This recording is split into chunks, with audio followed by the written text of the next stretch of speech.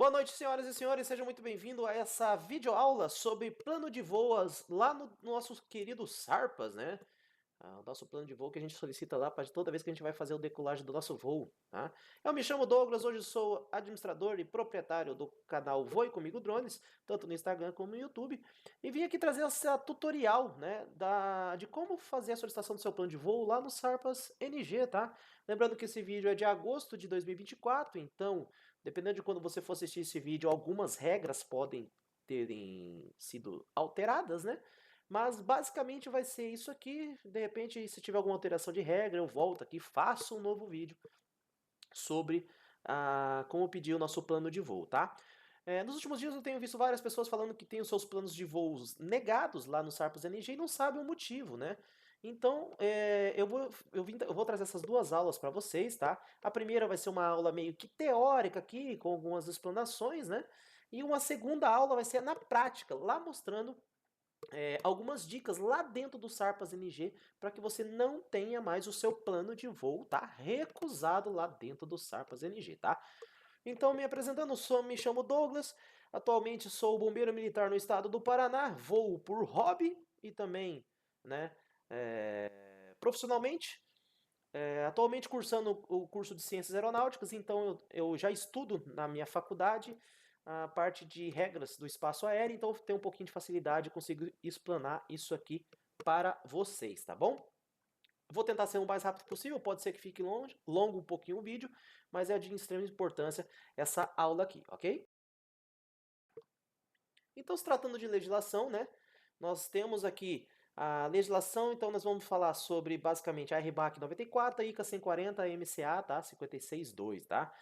Falaremos um pouco das classes de drones, os tipos de voo, que é uma ZPA, altitude, altura, peso máximo de decolagem, o tipo das operações e solicitando um plano de voo na prática mesmo, tá bom? Então aqui da RBAC 94 estou trazendo apenas ali algumas definições, né, de RPA, Remotely Piloted Aircraft, então seria uma aeronave remotamente pilotada. Observador de RPA, que nada mais é do que o observador, né, como já diz a palavra, que vai estar ali visualizando o seu drone sem nenhum equipamento ou lente, né, exceto as corretivas. E a pessoa anuente, né, que é aquela pessoa que a sua presença é necessária ali para fazer esse voo, né? Então você pode voar com elas a menos de 30 metros, né? Se for pessoas não anuentes, então você tem que voar a mais de 30 metros, tá? Então é isso que fala a legislação. Então aqui na RBAC nós temos as classificações das RPA, né? Das aeronaves remotamente pilotadas. Então são a classe 1, que são aeronaves maiores que 150 kg, a classe 2, que é de 25 a 150, e a classe 3, tá? Que é aeronaves com peso menor ou igual a 25 kg. Então, uma observação aqui que todos os drones, né, hoje da área de cinematografia estão na classe 3, né? Então, Mini 4, Air 3, Mavic, todos ali estão dentro da classe 3. Temos aqui os nossos tipos de voo, tá? O VLOS, EVLOS e BVLOS, tá? Então, são siglas, tá? Então, o VLOS, Visual Line of Sight. Então, é um voo que, sob condições meteorológicas visuais, tá? VMC. Então, você não pode voar o seu drone com neblina, você não pode voar o seu drone com cerração, entendeu? Você tem que ter a visual do seu drone, tá? Sempre no visual, né? É o que a gente sempre fala, né? Tá no visual para evitar colisão com outros obstáculos e tudo mais. Temos o EVLOS, né? Que nada mais é do que Standard Visual Line of Sight. Então é um voo em que você vai precisar de observadores, tá? Em determinados raios, para que você possa fazer esse voo. E lá no Sarpas tem um local que você vai colocar o nome, o telefone e a frequência de rádio que vocês vão estar se comunicando, tá? Tem que ser comunicação via rádio. E temos a operação BVLOS, que nada mais é do que Beyond Visual Line of Sight, né? A tradução, né? Que é o tipo de operação que o piloto, né? Não consegue manter com a aeronave remotamente, né? Dentro do seu alcance visual, mesmo com o auxílio do observador. Então tem observador e mesmo assim ele não consegue visualizar essa aeronave, tá bom? Temos algumas regras gerais para operações, né? Que eu trouxe aqui, né? Algumas coisas importantes, né? Que primeiro é proibido o transporte de pessoas, animais ou artigos perigosos, né, referidos no RBAC 175, então é outro documento que fala o que você não pode transportar no drone, tá? Vedado operar aeronave não tripulada, mesmo não sendo com o propósito de voar de maneira descuidada ou negligente, colocando em risco vidas ou propriedades de terceiros, então sempre voar com responsabilidade dentro da legislação. Proibida a operação de aeronaves autônomas, tá? Não tripuladas, tá? Aqui tem um adendo, tá? Autônoma é diferente de automatizada. Autônoma é qualquer aeronave que você não tem domínio sobre ela, tá? Então ela vai voar, você não tem domínio sobre ela. Uma aeronave, a operação automatizada é, como a gente pode dar exemplo, nossos waypoints. É quando você programa os pontos, o drone vai fazer de maneira sozinha, né, de maneira automática, só que eu tenho total domínio nele, eu consigo parar ele se acontecer uma emergência, alguma coisa, tá? Todas as operações de aeronaves não tripuladas de uso não recreativos acima de 250 gramas de peso máximo de decolagem, tá em negrito, tá? Devem possuir seguro de cobertura de danos a terceiros. Seguro reta.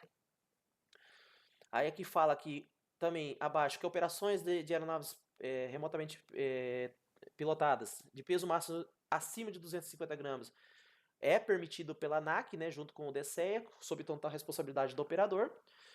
E aqui também fala que operações de aeronaves não tripuladas até 250 gramas de peso máximo de decolagem, tá? 250 gramas de peso máximo de decolagem. Lembre-se de peso máximo de decolagem. É permitido pela ANAC, sobre o regulamento e tudo mais. E, não menos importante, é proibido o uso de substâncias psicoativas, psicotrópicas e alcoólicas, tá? Então, se você vai lá, toma sua cervejinha, vai lá, levanta o seu drone. Se você cair numa fiscalização da ANAC, vai ser feito o teste do bafômetro e você vai responder, né? Como manda a legislação, né? E pode responder civilmente e criminalmente, dependendo da situação que acabou originando aquela situação. Vamos seguindo aqui. Então temos aqui os limites verticais e documentos, tá? Que são exigidos na parte do drone. Então, no caso aqui ele fala que aeronave superior, né, até 250 gramas, superior a 250 gramas e até 25 quilos, sob operações visuais e estendidas, até 400 pés AGL, tá? Aproximadamente 120 metros. O que é AGL, tá, gente? É above ground level, então acima do nível do solo, tá? Perdoe meu inglês que não é dos melhores, não. Então, você precisa de 3 documentos. Cadastro comprovando a comprovação do cadastro emitido junto à ANAC, é o nosso cadastro do nosso drone no CISANT, o seguro reta, né, que é cobertura contra danos a terceiros, e a avaliação de risco, tá? Eu vou deixar um link abaixo desse vídeo de uma pasta, né, da nuvem com os documentos que eu usei para fazer essa aula, também um modelo de avaliação de risco para que vocês possam baixar e utilizar ele aí no voo de vocês. Então vamos lá, o que é uma ZPA, tá? Zona de proteção do aeródromo. A zona de proteção do aeródromo nada mais é do que uma área de entorno de um aeródromo sujeita a determinadas restrições para que o aeródromo possa operar em segurança, tá? É, essa denominação a gente pode se encontrar em alguns manuais também como FRZ, tá? FRZ, que seria Flight Restriction Zone, né? Zona de restrição de voo, né? Que, como diz aí a mensagem, né, é uma área específica, porque toda aeronave, tripulada ou não tripulada, ela vai requerer uma autorização, né, e uma análise do órgão competente, no caso ali a ANAC e DCEA, aí daí ele vai levar em consideração a altura, a função que você vai utilizar, a distância que você está desse aeródromo, desse de ponto, para que você faça um voo com segurança e não ofereça risco às aeronaves tripuladas, tá bom? Aqui nós temos um exemplo, tá? Eu tirei lá da portaria, o ADEX 4 da portaria do DCEA, né? Isso aqui é uma ZPA, tá? Do aeroporto de Guarulhos, né? Então, se a gente olhar aqui mais a fundo, mais aproximado, a gente vai ver o seguinte: tem bastante informações aqui, mas como isso aqui foi tirado para aviação, né? Essas metragens aqui não levamos em consideração. Eu só quero que vocês prestem atenção em uma coisa. Vocês podem ver que tem um círculo fora, um círculo mais interno, temos um retângulo vermelho aqui e as ZAD, tá? Zonas de aproximação, de decolagem e pouso, né? decolagem e pouso, oh, desculpa. Zona de decolagem, zona de decolagem e pouso, tá? Então, nós temos essas áreas aqui. Esse desenho nada mais é, se você parar para pensar, quase igual o do DJI Fly Safe, entendeu? Ele não é idêntico, mas ele lembra o mesmo formato. Então, um círculo, um retângulo e as áreas, né? Então, você pode ver um círculo, um retângulo e as áreas de pouso e decolagem, tá bom? Então, nada mais é do que uma ZPA, é o que também aparece lá no DJI, que é DJI Fly Safe, né? Que seria as No Flight Zone, né? Zonas de voo proibido. Aqui vem uma parte muito importante da legislação que muita gente confunde, tá, gente? Que é o quê? Peso de decolagem, peso máximo de decolagem. Vocês viram que eu deixei em negrito, né? Eu deixei em negrito lá na nossa legislação, dizendo lá que estava escrito peso máximo de decolagem, tá? Aí, vocês podem ver que eu deixei um recorte aqui no canto inferior, né, da tela. Essa especificação foi tirada do site da DJI do Mini 4 Pro. E o que está escrito ali, ó? Peso de decolagem, menor que 249 gramas, explicando ali que com a aeronave com bateria normal, se você colocar bateria Plus, você excede isso para você verificar em outros países e regiões se você é permitido ou não voar com a aeronave com esse tipo de bateria, tá bom? Isso é o que fala. Então, o que é um peso de decolagem? É um peso atual da aeronave remotamente tripulada durante sua decolagem. Simples, né? Não tem muito o que se falar. E o peso máximo de decolagem? Aí é o que fala a legislação, gente. É a capacidade máxima de peso que uma aeronave remotamente tripulada consegue levantar sem prejudicar a sua estabilidade e segurança de voo. Quando a DJI coloca que no peso de decolagem ele coloca aquela opção ali falando que com baterias normais ele tem menos que 249 gramas. Só que quando você coloca baterias Plus, passa. Então significa que, gente, no caso do Mini 4 Pro, Mini 3 Pro, tá? O seu peso máximo de decolagem é superior a 250 gramas. Independente se ele está com bateria normal ou bateria Plus. O peso máximo de decolagem, a aeronave tem capacidade de decolar acima de 250 gramas. Então ela se enquadra na legislação que exige o plano de voo, tá? A DJI não ia vender uma bateria Plus para que seu drone passasse de 250 gramas e oferecesse risco ao drone. Tá? Ela oferece também os protetores de hélice. Os protetores de hélice têm aproximadamente 30 gramas o conjunto. Entendeu? Se você coloca na sua aeronave, ela vai para 279 gramas com uma bateria normal. Então, mesmo com 279 gramas, ela tem estabilidade e segurança em voo. A DJI, ela, como é um produto oficial, ela está afirmando que a sua aeronave tem um peso máximo de decolagem acima de 249 gramas. Vocês conseguiram entender a diferença de peso de decolagem para peso máximo de decolagem? A legislação fala de peso máximo de decolagem e não de peso de decolagem, tá bom? Altitude e altura, tá? Aqui é uma situação que o povo tem um pouco de desconhecimento, tá? E são duas coisas diferentes, tá? Para vocês entenderem. A altura, ela é a distância vertical do corpo até a superfície terrestre ou solo. Então, a altura é o quê? É a distância da onde você decolou para o drone. Isso é uma altura, tá? Em relação ao solo, tá? E a altitude é essa distância em relação ao nível do mar, tá? Aqui na próxima slide, aqui, ó, tem um esboço para vocês compreenderem um pouquinho melhor, tá? Então aqui nós temos uma linha imaginária e aqui temos uma altura, tá vendo? Outra linha, uma altura. Então supondo que eu decolei o meu drone daqui. Nessa linha, se eu for voar para o lado de cá, exemplo, tá? Aqui eu vou conseguir exemplificar bem. Se eu decolar daqui e subir até essa linha, por exemplo, tem 120 metros em relação a esse risco aqui, correto? Se eu voar para cá, 120 metros. Estou dentro da legislação. Se eu voar para cá, 120 metros, estou dentro. Se eu voar para cá, estou dentro. Se eu voar para cá, eu já não estou. Por quê? A minha distância do drone ao solo vai ser maior que 120 metros. O que acontece ao contrário. Se eu decolo para cá, eu venho aqui para o topo dessa montanha, a legislação fala que eu posso voar 120 metros AGL, acima do nível do solo. Então, supondo que eu decolei daqui, aqui eu estou eu tô zerado a minha altura, correto? Eu cheguei aqui nesse topo dessa montanha, eu estou a 100 metros, um exemplo, tá? A legislação fala que eu posso voar 120 metros acima daqui, tá? Então eu posso chegar com o meu drone até 220 metros em relação ao meu ponto de decolagem. Só que eu estou a 120 metros em relação ao solo nesta posição. É claro que se você estiver voando e você tiver a capacidade de você se locomover de carro, sei lá, a forma de conseguir se locomover para cá e decolar é melhor. Por quê? Você não vai sofrer tanta incidência de ventos, você vai economizar a bateria.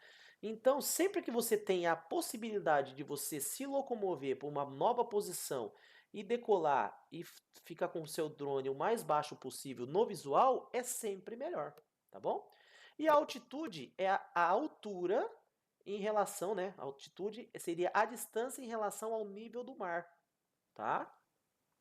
Cidades e costeiras, Rio de Janeiro, Porto Seguro, Salvador, Recife, Natal, o nível de mar, a altitude e a altura vai ser quase muito próximo um do outro, tá? Ali vai ser muito próximo. E então vai ter, claro que vai ter a diferença aí da pressão atmosférica, mas isso a gente não entra nesse critério, que seria para a parte de aviação e vai confundir vocês. Mas nós temos que lembrar de uma coisa, tá, gente? Quanto maior a altitude, mais o ar fica rarefeito, tá? Quanto mais o ar está rarefeito, menor a resistência empregada por ele.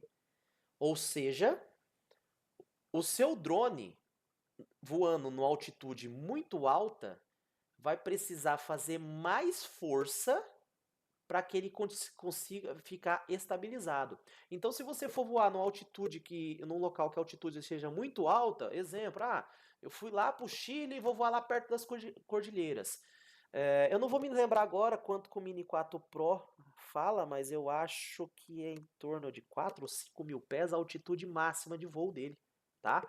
Então significa que eu posso voar com ele até no máximo 5 mil pés de altitude, tá? Altitude em relação ao nível do mar.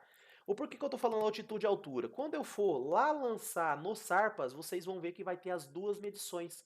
Então vocês vão precisar saber a diferença de altitude e altura. E também quanto à parte de decolar o seu drone, tá? Os drones mais novos, aí o Mini 4 Pro, eu sei que avisa, o Mini 3 Pro deve avisar também. Se você estiver numa área de alta altitude, ele vai aparecer uma mensagenzinha ali no seu controle, tá bom? Então agora, pessoal, a gente chegou propriamente dito aos tipos de operações. É aqui que vai fazer o seu plano de voo ser aprovado ou reprovado. Essa aqui eu acho que é a parte mais importante que nós temos dentro do plano de voo do Sarpas, tá? Então, quando você cadastra o seu drone lá como não recreativo, ou seja, uso profissional, você vai ter 6 variações: padrão, recreativo, em torno de estruturas, atípico, aeroagrícola e aerolevantamento, tá? Você vai ter essas 6 opções, tá? Cada situação tem uma particularidade, uma distância, uma, uma regra, tá? E eu vou passar agora cada uma para vocês, para que vocês não tenham mais o plano de voo de vocês negado, tá bom? Então nós temos, primeira coisa, o plano padrão. O que é o plano padrão? É todo voo que você vai fazer de maneira remunerada. Eu vou fazer um voo para fazer a gravação aérea da cidade, para fazer um vídeo de comemoração ao aniversário da cidade. Estou sendo remunerado, eu vou fazer esse voo padrão, certo? A altitude máxima é de 120 metros, tá? A altitude máxima é de 120 metros. E você precisa do quê? Tá? Altitude máxima 120 metros. O limite horizontal é de 500 metros, ok? Então são 500 metros, o seu raio de operação. Se você for operar fora de uma zona de proteção do aeródromo, você pode pedir esse plano com 30 minutos de antecedência.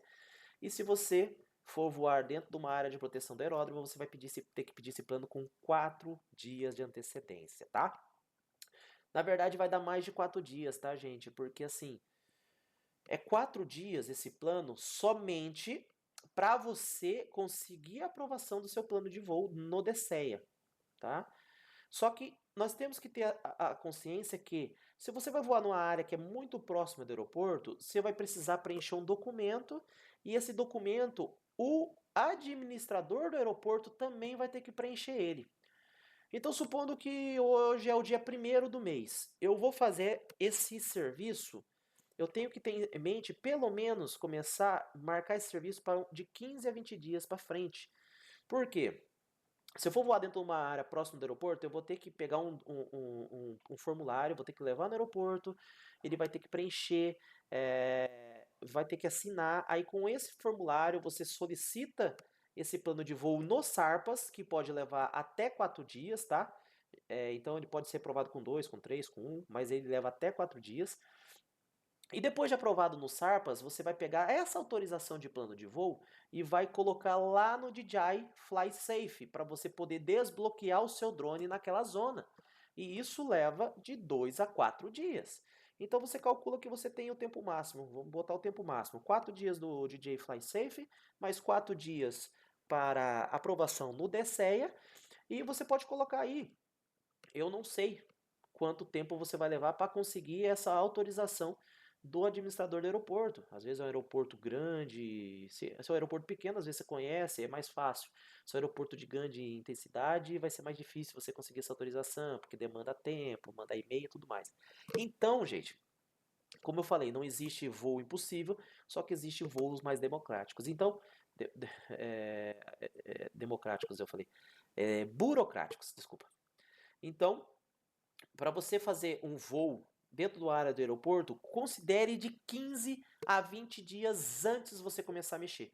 Então, se hoje é dia 1º, um exemplo, eu vou já marcar com o meu cliente pelo menos lá para o dia 20, tá? Ou o que você pode fazer, uma ideia, você já corre atrás dessa documentação do aeroporto, tá? E depois que você tiver essa documentação em mãos, aí você pode marcar para 8 dias para frente, que é o tempo para você lançar no DCEA e no DJI Fly, tá bom? Temos os voos recreativos. O voo recreativo, gente, ele é coordenado pela MSA 562, que é o quê? A mesma regra utilizada para voos de aeromodelismo, tá? Os drones usam essa mesma regra que a MSA 562. Então nós temos algumas particularidades para o uso recreativo, que é a altura máxima de 40 metros para o uso urbano, 50 metros para rural, o limite horizontal é de 200 metros para urbano, ou seja, o raio seu é no máximo de 200 metros, e 500 metros para rural, a velocidade máxima é de 40 km por hora, tá?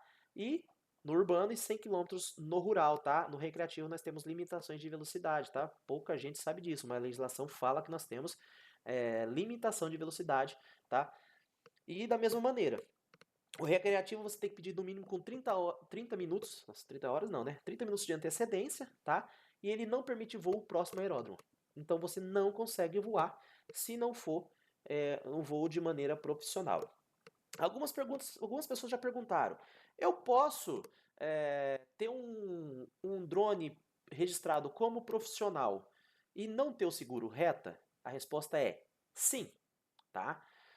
O que manda se você vai precisar do seguro reta ou não é o tipo de operação que você vai estar fazendo naquele momento. Se você tiver como recreativo, seguindo essas regras, né, que a legislação impõe, você não precisa do seguro reta. Agora, se você tiver em qualquer uma outra, padrão, entorno de estrutura, as outras, você vai precisar do seguro reta, tá bom? Então você pode registrar o seu drone como profissional mesmo, sem ter o seguro reta, e voar ele de maneira recreativa, que o sistema dá possibilidade para isso. Aqui tem só um exemplo para vocês verem, tá? é um plano de voo que eu solicitei, afinal eu não sabia também, fui aí que eu fui correr atrás e trazer esse vídeo para vocês, né? Então aqui você pode ver que eu solicitei um recreativo a 80 metros, mesmo o meu drone sendo cadastrado como profissional, né? Ele foi negado porque excedeu a altura máxima de voo, tá bom? Agora temos as outras operações, tá? Entorno de estruturas. A operação de entorno de estruturas, ela, por legislação, ela fala o seguinte: você pode voar no máximo 5 metros acima da estrutura. Então, se eu tenho um prédio de 20 metros, eu posso voar a 25 metros, tá? E o meu limite horizontal, ou seja, o meu raio em relação àquele objeto, é de 30 metros, tá? Da mesma maneira, 30 minutos de antecedência em áreas que não está dentro de uma ZPA, de uma zona de proteção de aeródromo, e 4 dias em áreas que está dentro de uma proteção de aeródromo, tá? Ou mais, como eu expliquei anteriormente, tá bom? Só que daí, em torno de estruturas tem umas particularidades, tá? Eu ouvi gente que falou assim: ah, eu coloquei para voar o meu voo a 20 metros e consegui autorização. Ah, eu consegui minha autorização a 30. Ah, eu consegui minha autorização a 40. Por quê, gente? O entorno de estruturas, ele tem uma particularidade para cada altura que você vai voar, tá? Então, por exemplo, eu não vou me estender muito porque é uma tabela grande, mas para vocês terem noção, tá? Se você voar até 100 pés, tá? Que daria aproximadamente 30 metros de altura, tá? 100 pés a 30 metros de altura, você deve, por legislação, se manter afastado 1.770 metros da zona de pouso e de decolagem. Então, se você voar até 30 metros, você precisa se manter a 1.770 metros das zonas de pouso e decolagem, no mínimo, tá? Se você voar entre 100 e 200 pés, que daria em torno aí de 30 a 60, essa distância já aumenta, tá? Essa distância já aumenta para 2.630, se eu não me engano. 2.630. Ela aumenta em torno aí de 700, 900 metros, tá? Então, supondo, eu vou fazer um voo que meu prédio tem, por exemplo, 5 metros de altura, mais 5 metros acima, 10 metros. Beleza. Eu vou colocar lá a área e eu vou conseguir a aprovação. Só que daí, um outro cara vai fazer um voo e vai fazer num prédio, que o prédio por si já tem 50 metros de altura. E daí, mais 5 metros, ele estaria voando a 55. Então, como ele passou, né, dos 30 metros, a distância da decolagem dele para a zona de pouso tem que ser maior. Então, por isso, às vezes, você consegue aprovação a baixa altura e a alturas maiores você não consegue, entendeu? Não é porque você vai conseguir a baixa altura, é porque você vai ter que ver a altura do seu objeto, colocar 5 metros acima e colocar essa altura lá no seu plano de voo, tá bom? Temos então o plano de voo atípico, tá? Esse plano de voo atípico nada mais é do que são características que impossibilitam o cumprimento da ICA 140. Então vai caracterizar aí, como eu coloquei, multidrones, drone racing, então corrida de drones, aquelas apresentação que tem um monte de drones. Então eles não conseguem enquadrar aqueles drones dentro da ICA.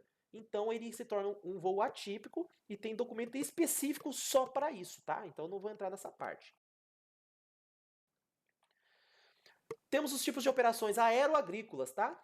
Mesma coisa, ele tem que ser solicitado com 30 minutos, se não estiver dentro de uma zona, né, de proteção do aeródromo, e 4 dias se possui interseção. E daí também tem algumas regras extras, como autorização do Ministério da Agricultura, para o uso do agrotóxico e fertilizante e tudo mais, tá? E por último, que nós temos lá a opção, é o aerolevantamento, tá?